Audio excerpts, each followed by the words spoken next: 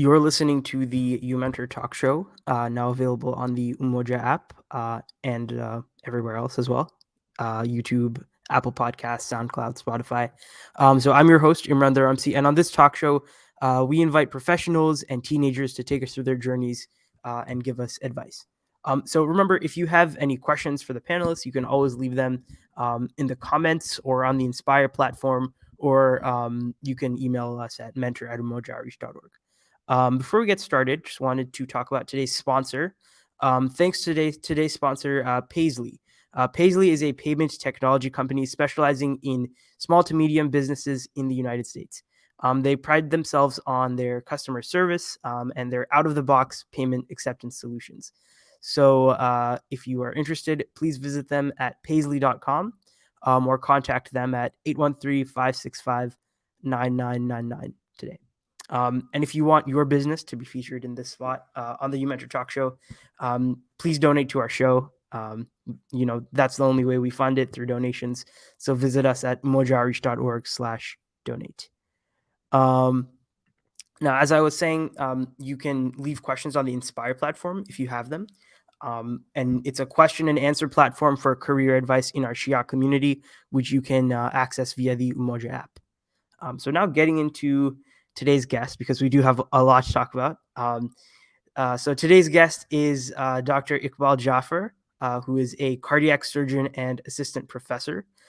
He's a staff cardiac surgeon and the program director of the cardiac surgery residency program at McMaster University and Hamilton Health Sciences.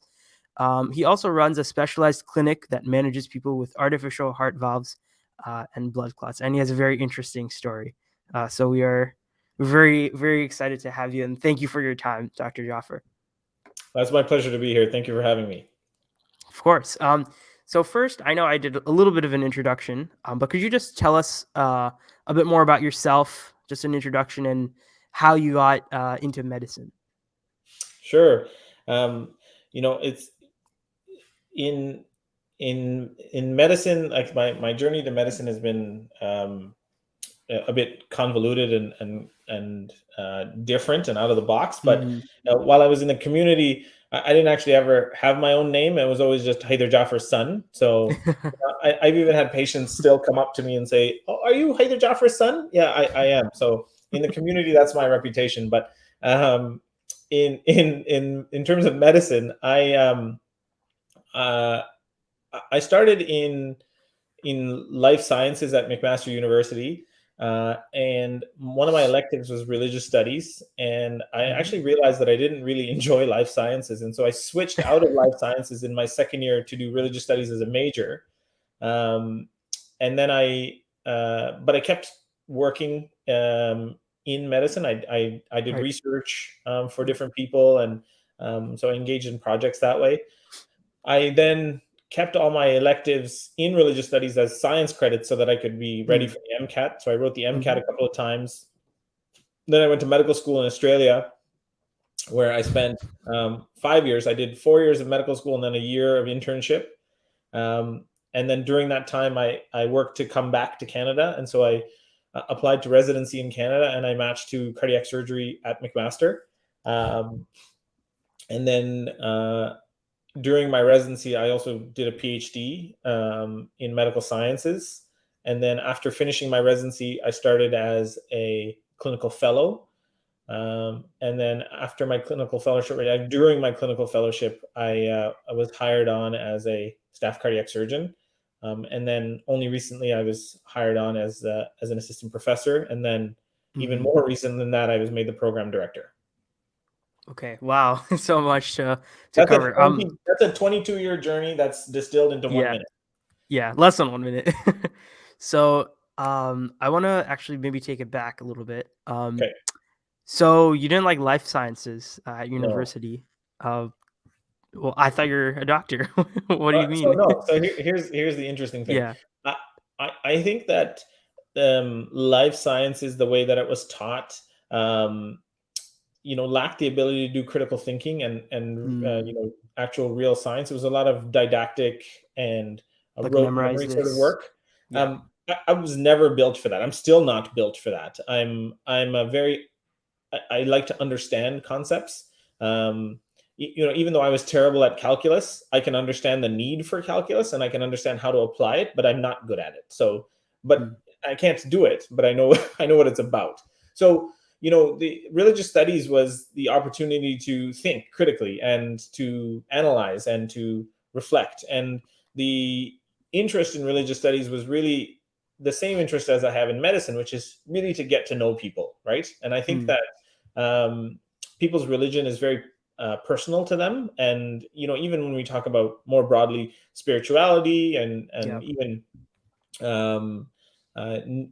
new age concepts of religion or spirituality, those sorts of things are a way to engage people and to see how people think and they reflect on the world. So that was kind of my interest in that. Yeah. So just can you talk about then your process into like getting into med school, and why did you choose to go all the way to Australia? Sure. You're in Canada, right? So it's Sure. pretty far. Yeah, exactly. So, I tell everybody that it's not the it's not the easiest path to leave, right? So, Yeah. if certainly I could have gotten in here, and I applied twice, so let's be clear about that. I did try twice to get in here, but I didn't get in, and whatever. Those are myriad reasons why that happens. But the truth of the matter is that if you want something bad enough and you go after it, then you know that there's going to be sacrifices. So going to Australia was, 15 time zones away, right? It was very far. It was more expensive. And I literally knew nobody there when I got there. And despite the fact that they speak English, I didn't understand a word that they said, and it was it was challenging, right? And I spent 6 months there, thinking almost on a daily basis that I made the wrong decision. But you settle in, and you find a support network, and you find your people, and you get through, and truly that was kind of my journey there. I still have friends that are there that I still talk to, that I connect with, and but it's a far away place. And I didn't leave there because I didn't like it there. I liked it there. I left there because there were certain other important things. Family was here, and community was here, and those were also important in my life. And so they weren't as easily accessible there. Although subsequently I have found that there is a fairly reasonable sized community where I was, and I could have engaged them had I known about them at the time. I see. Okay. Yeah. So what kept you going? Like, why didn't you give up after the first time not getting in, and then the second time not getting in, and then the 6 months of adjusting in Australia? Like, what I guess pushed you? Stubbornness. So, plain out stubbornness. I mean, so you set this plan for yourself, and I'm very goal oriented in that way. I set for everything. I set 1, 3, 5-year goals on a constant basis, and I reflect on them at the end of the year. And truly, going there was part of a larger goal, and part of the larger goal was to become a physician. And at the time, I didn't know that I wanted to be a heart surgeon. That happened while I was there. But the drive to keep going is the stubbornness that I'm going to get what I want. And this is what I think that I want. And I'm just going to keep going until I get it. Okay. And then, so you mentioned you didn't know that you wanted to be a cardiac surgeon. How did that realization come about? Yeah. So, the story or the version of this that I tell is that it was kind of a 3-phased introduction for me. So Okay. when I was a kid, when I was like a baby, my grandfather had bypass surgery, and then he had subsequent bypass surgery when I was 11 years old, 10 years old, and my grandfather had this very aggressive scar that was on his chest, because he makes these big hypertrophic keloid type scars. And so we grew up in the same house with my grandparents around when we lived in Africa. And so, I used to play in my grandfather's bedroom. I said, "Papa, what's this?" And so he would tell me about his surgery, and he showed me his scar on his leg. And so it was just more of a social interest. My Papa had this when he was, when I was little. Then when I was in university, my father had bypass surgery. And so I was, a bit more mature at that point. And so I did a ton of reading about it at that time and kind of tried to understand what it was all about and ask a lot of, intelligent questions, hopefully. And then when I was in medical school, one of my second year clinical teachers was a cardiac surgeon. And Right. he, God bless him, never got bored of my inane questions. He took me to his OR and he mentored me. He mentored me for 4 years. And really, I think that really solidified my genuine educational professional interest in the field, right? I was curious about the field because of my personal relationship with it, but I was never educationally or intellectually engaged in it until this guy came along. And for all that, I have him to thank. I see. Yeah, I mean, thank you for sharing that story. And then now we're in Australia, you're in medical school, and you're deciding to go back to Canada. You said why, but we were talking earlier, and you said only two of the 20 Canadians in your class in Australia came back to That's right. Canada. So talk about, why only 2 of 20, and how did you go about it? So in my class, there were 20 Canadians out of 300 and something people. And including me, there was one other person that came back to Canada. Now, the one other person came back a year earlier, right after graduation. She didn't stick around for the internship year. I stuck around for the internship year, and then applied to come back. The reason that the other 18 didn't come back is because they made a life for themselves. They found partners there, they found jobs there, they found a home there, and that was their life. And so they decided that this was going to be their place. For me, it was about community and family, wanting to come back. I wanted to raise my kids near their grandparents. And like I said, Australia is so far away. Like, it's just not a place that you can come to easily. Right. And so the process of coming back is a mountain. And so you climb the mountain step by step. And so you write, and the process has changed since I did it, but you write the exams that you need to write, and you connect with the people that are in the field that you want to be in, and you try to engage them as much as possible, and you do electives and you do observerships and whatever else. And it's really just a lot of hustle. And you hope that doors open for you. And, alhamdulillah, for me, doors opened. And so my wife also had to go through the same process. We got married while I was in medical school there. And so she had to go through the same hoops. And so we did it together. And alhamdulillah, we both came back and worked through that process. But it was certainly challenging. And it is a thing that I do not recommend as the primary option. Like, certainly if you don't get in Canada and you want to do this, I just tell people, go in with eyes open. The road is long, the road is hard, the road is expensive. And that's just really the message that I try to give everybody who says, well, should I go? And they say, well, you did it. Yes, but that was a very different time, right? Saying that I did something, over a decade ago is like saying, well, I bought a house that was $250,000, in 1980, and now it's worth $3 million. Yeah, well, times have changed, right? They're harder. So do you generally recommend people don't go then? It's not that they just consider it very carefully. Yes. I tell people that financially, emotionally, practically, this is a very large hill to climb. And, like climbing a mountain, if you're going to climb a mountain, you just need to be extremely prepared, right? You don't climb Mount Everest, as your first kick at the can of climbing mountains, right? You really need to prepare well, because that is not a small endeavor. And so when people want to go overseas, you can look at the math statistics and say that 26% of people who go to Australia, and like 33% of people who go to Ireland for medical school match to programs as IMGs in Canada. Okay. Mm-hmm. That's the numbers, right? Versus 98% of people who go to medical school in Canada, right?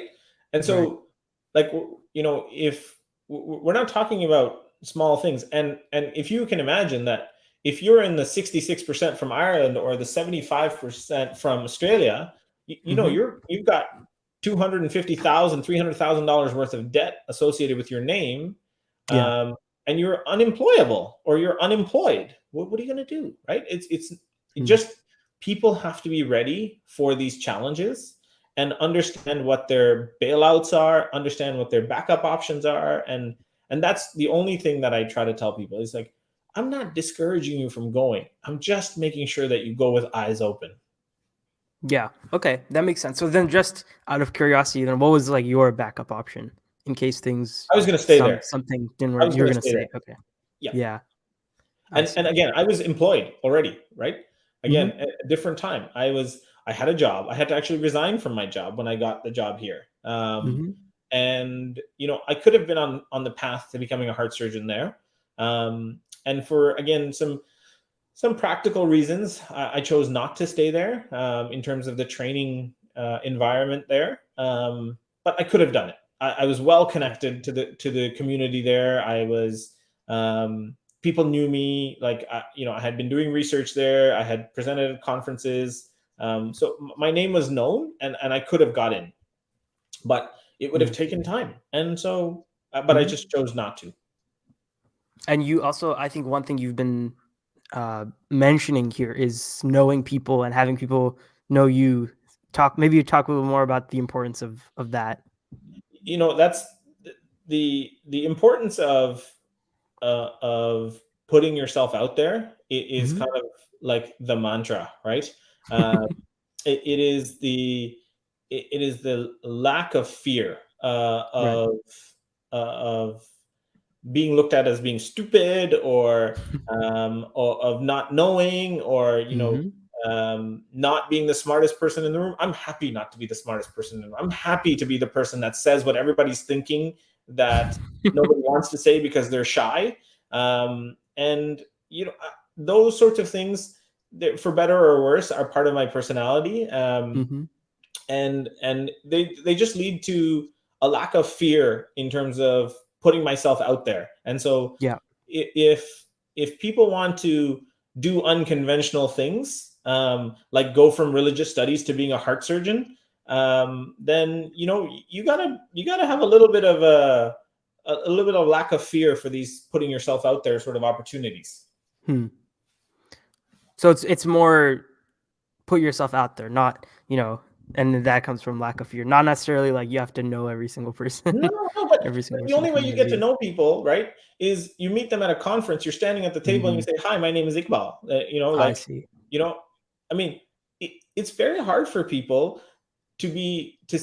So, okay, one step Mm-hmm. back. People come to my operating room, medical students, and I'm really fairly benign. Like, I don't think I'm an intimidating character, but my position is intimidating to people, right? So, Mm. this is the staff surgeon. People talk very softly, and you guys can chill out, man. Like, I'm not that guy. Like, whatever you think I am, I'm not that guy, right? And I don't need all this, like, Dr. Jaffer kiss the ring sort of stuff. I don't need any of that, right? Like, I'm not about that at all, right? And so, but people have these perceptions that, Mm. oh, he's a surgeon and he doesn't want to talk to minions like me and this and that. And I don't have any of that stuff. I'm like, if I want to talk to somebody, I just walk up to them at a conference, at a meeting, whatever. I shoot them an email. It doesn't, like, these things do. What's the worst that's going to happen? They don't respond, Yeah. right? Right. Yeah. And, Yeah. who are you, kid? Go away, right? Fine. Okay, go away. No problem, right? But until you try, these things don't happen for you, right? Yeah. I went to an appointment with a cardiologist for myself, okay? And at the end of the appointment, I said, "Hey, buddy, I want to do research in this field. Have you got any research going?" And he goes, "Are you seriously asking me for a job at your consultation?" And I said, "Yeah, I am." I said, "You don't have to pay me anything, but I want to do research in this field." And he said, "I don't, but I do know a guy." And so he gave me the name of that guy. And I contacted that guy and I said, "Hey, by the way, this guy gave me your name. Have you got any research?" And so he calls me for a meeting. I worked for that guy for 4 years. He's a friend of mine still, 11 years down the line. He was a mentor to me. He was a friend to me. He was my employer. I mean, again, like none of that happens if I don't just say to the guy at the consultation, "Hey, by the way, I want to do research in this field. Have you got anything?" Right?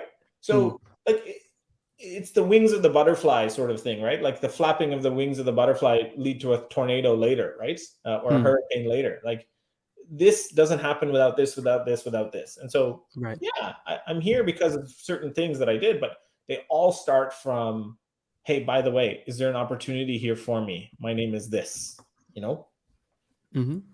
Yeah, makes sense. I think we were still at medical school, so now we're at residency, I think. Yeah. Yeah. So when you match, do you apply to one program, or was it just kind of a coincidence that you ended Yeah. up matching to McMaster? So the year that I got into cardiac surgery, 2011, cardiac surgery was an undersubscribed program, and so I think there were 10 spots across the country or 11 spots across the country, and I think there was only 5 applicants. That ratio has changed dramatically. There are still only 10 or 11 spots across the country, but now there are 20 applicants. So the ratios have drastically changed. So, I contacted every program director by email. I didn't know any of these people. I wasn't getting elective time in Canada. And so, and I said, "Look, this is who I am. This is what I want to do. This is my CV. Would you engage a conversation?" I got a few replies. And so anytime somebody replied, I would take the time. And so, the program in Halifax invited me to come. So I went there and I met with them for a week. And then the program in McMaster invited me to come. So I went there and met with them for a couple of weeks. And so, wherever the opportunity, the door opened even a little, I walked through it. And so McMaster had a spot in the first round. They didn't match. And so in the first round, if you're an IMG, you were ineligible to match. But in the second round, it's open in Ontario. And so I matched in the second round to cardiac surgery at McMaster University. And that's really how I got in. Kind of a coincidence, a little bit. Well, I mean, not really. You planned it out. You make your own coincidences, right? Like, yeah. There's I think it's Michael Jordan, or it's a famous golfer. It's like, the more I practice, the luckier I get, right? the more I hustle, the more opportunities open for me, sort of thing. Yeah. Okay, makes sense. Yeah. Why did you then decide to do a PhD during residency? So it comes back to critical thinking. It comes back to being engaged, right? So I didn't sign up for science in undergrad because I didn't like science. I liked science. I love science. I love the idea of discovery.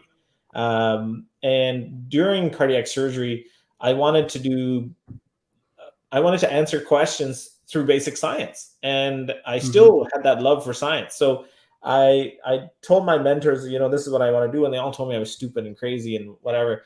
But then one of my mentors actually introduced me to a basic scientist who's a very good researcher, and we connected, and he taught me all sorts of skills on how to answer questions, clinical questions, with basic science. And so he mentored me, and I spent 3.5 years in his lab. And my initial plan was to get a master's degree. But within 11 months of being there, I generated so much data. He said to me, like, you just need to transition to the PhD program and do 2 more courses, and we'll get you a PhD out of this. So it was again a lot of support and mentorship that got me through. Right. So now this was in parallel to also being a medical resident, right? This was kind of like putting a pause on my residency, so that I could do this. So the cardiac surgery residency is 6 years. I started in July 2011, and then in July 2013 I started graduate school as a third-year resident. And then I was basically paused at third year for 4 years or 3.5 years. And then I restarted residency. So July 2013, 14, 15, 16. So January 2017, I restarted residency as a fourth year resident then. Okay. And so was that guy the one you worked for 4 years, the one you found out about during your cardiology appointment, or is that something else? No, that was that Okay. cardiology appointment, that was in Australia. Oh, okay. No, because he Yeah. said 4 years, so I was No, I was no, wondering. no. Like Okay. between that appointment and this one, there's been a passage of around 6 years of time. Oh, wow. Yeah. Okay. Okay, so you finished. So then 2019, you said you finished your residency. Yes. And then so what did you do after that?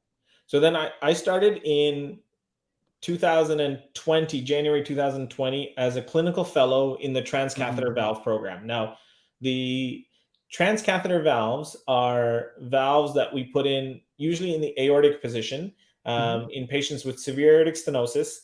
That is done through a puncture in the groin, so it doesn't involve surgery. And it is the domain of surgeons and interventional cardiologists, but the training program had thus far only been for interventional cardiologists, which are the people that do stents. So if I can differentiate, interventional cardiologists do stents and angiograms, heart surgeons do bypass surgery. So we work together and we take care of the same patients, but through different approaches. And so, they were doing the training for interventional cardiologists who wanted to do a subspecialty in transcatheter valves. And we approached them. My mentors approached them and said, "Would you train a surgeon?" And they said, "We would love to train a surgeon if you've got the right surgeon for us to train." So I was the first surgeon that they trained in that specialty, and it has really blossomed our relationship. So we continue to work together, and they're my friends and they're my colleagues, and I really enjoy working with them. And we've built really good, strong partnerships in terms of how we take care of patients with aortic valve disease in Hamilton. And we do, we go to conferences and we talk together about these things. And so it was really, really a fruitful relationship that we fostered. Okay. So we're almost out of time, but maybe in 2 minutes, if you could describe just your current day to day, as it stands right now, just so people can get an idea. Yeah. So my clinical practice is adult cardiac surgery and transcatheter valves. So I do about 50% open heart surgery, and I do 50% catheter valves. And I do clinical work in terms of seeing patients for both aspects of that. I also run the specialized clinic where if you have a problem with your prosthetic valve, your artificial valve, I usually help take care of those as well. So I manage the care of those patients.